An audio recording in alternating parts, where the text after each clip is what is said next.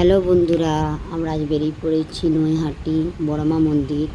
প্রথম থেকে নিতে পারিনি, আমরা প্রথমে রানীহাটি থেকে এসেছি ডানলপ থেকে এসেছি বেলগড়িয়া থেকে আমরা এরপরে প্ল্যাটফর্মে যাচ্ছি আমরা নৈহাটি স্টেশন যাব।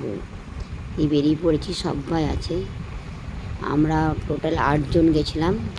ঠিক আছে, এরপরে এই বেলগড়িয়া স্টেশন প্ল্যাটফর্মটা দেখে নাও, আমরা অতটা জুম করে দেখাতে পারছি না।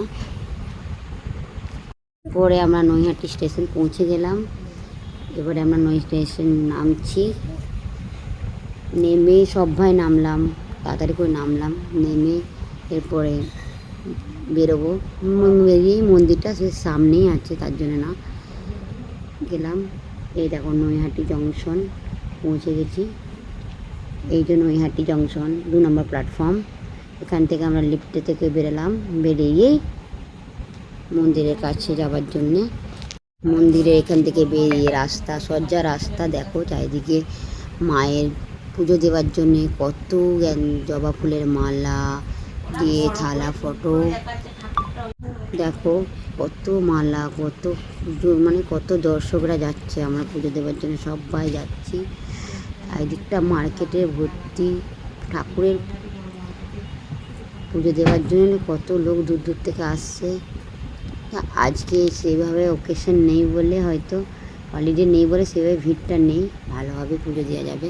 এই হচ্ছে গঙ্গা যাবার রাস্তা, যেখান থেকে আর একটা রাস্তা আসা যায়, চুচুড়া হয়ে আসা যায়, সেটা লঞ্চঘাট পেরিয়ে আসতে হয়। আমরা আসিনি, আমরা অন্য রুট দিয়ে এসেছি। এই হচ্ছে ব্রিজের, ওই যে লঞ্চ দাঁড়িয়ে আছে, লঞ্চের ওই রাস্তা দিয়ে উপর দিয়ে আসতে হয়। আর এখানে দেখে নাও, এই যে রাস্তা, গঙ্গা জেলে আমরা জল টল মাথায় নিয়ে আবার মায়ের মন্দিরে দর্শন করতে যাওয়ার জন্যে মাথায় জল নিলাম।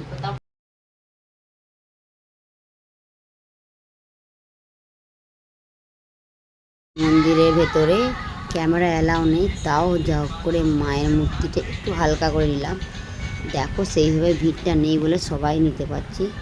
তার আগে আমরা মায়ের টিপ পড়লাম, বড় মার টিপ পড়াচ্ছিল, সবাই মিলে পড়লো, সবাইকে পড়াচ্ছে, সুন্দর লাগছে। একটা সত্যি, একটা মানুষের মুখে সামান্য তিলকের চিহ্ন পড়লে তার সে অতি থেকে অতি সুন্দর লাগে, যেই হোক না, যে যেমনই দেখতে হবে না কেন, মায়ের তিলকের পড়ার পর তার মুখের সৌন্দর্য আরও বেড়ে যায়। এটা আমার ভাবনা চিন্তা, তোমাদের ভাবনা চিন্তা কী সেটা তোমরা কমেন্ট করে বলতে পারো। তারপরে আমরা এলাম পুজোর ডালা নিতে। এখানে এই পদ্মা নেবার সাজিয়ে সুন্দর সাজাচ্ছে দাদা, খুব সুন্দর, যেমন ইচ্ছে নিতে পারো। ফুল দিয়েছে, মালা দিয়েছে, তারপরে তোমার এমনি প্রসাদ দিয়ে দিয়েছে ফুলগুলো। আমরা অনেকগুলো আমরা ডালা নিয়েছি, কারণ আমরা ডালা নিয়ে পুজো সবাই পুজো দেওয়ার জন্য। আমার ছেলে আর এই হচ্ছে আমাদের দুটো লেটেস্ট মানুষ, যেখানে পাচ্ছে সেখানে বেচারা ক্লান্ত হয়ে গেছে। এই যে দাদা আমাকে হাতে একটা ডালা দিল, আর অনেকগুলো ডালা বলে আমি আর একটা ডালা নেবো বলে আমাকে দিচ্ছে। তো আমরা ডালা নিয়ে ব্যাস হাতে দেবে, এরপরে আমরা যাব মায়ের মন্দিরে দর্শন করার জন্যে। এগিয়ে পড়লাম, মায়ের দর্শন হবে, এই লাইন দেবো, পুজো দেবো, তারপরে এই মনের শান্তি যাচ্ছে। সত্যি এই জায়গায় এসে এত যে শান্তি দর্শন করার পর, তাও সেটা তোমরা না এলে বুঝতে পারবে না।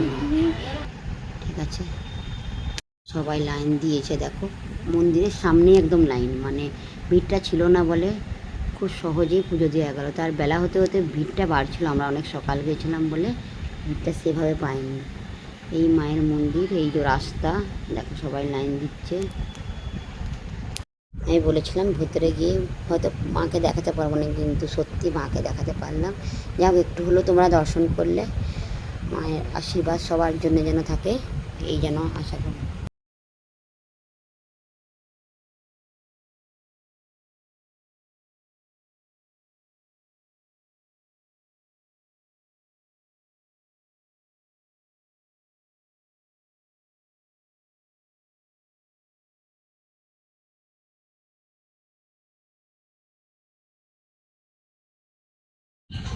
ছিল সে একদম ঠাকুর মশাইকে শুদ্ধ ভিডিওটা বানিয়েছে, মানে তাকে অসংখ্য ধন্যবাদ।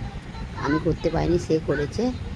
এসে পুজোটা খুব সুন্দরভাবে দিয়েছে, এমনকি ঠাকুর মশাকেও শুদ্ধ নিয়েছে। আর ভেতরে পুজোটা দেখাতে পারলাম না। এরপরে আমরা চলে গেছিলাম পুজো দেওয়ার পরে কচুরি খেতে। পুজো দেওয়ার পর সবাইকারই খুব খিদে পেয়েছিল, তাই কচুরি, ছোলার ডাল আর দই খেয়েছিলাম। আর দেখাতে পারলাম না, জাস্ট খেয়ে এবারে বেরাবার জন্য ব্যাকে স্টেশনে গেলাম।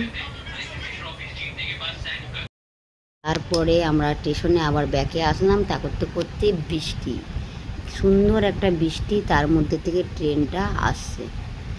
একদম সুন্দর একটা মুহূর্ত, যেটা ক্যাপচার করা হয়। না আবার কবে আসবো, কিন্তু মায়ের কাছে দর্শন করতে আবার আসবো নিশ্চয়।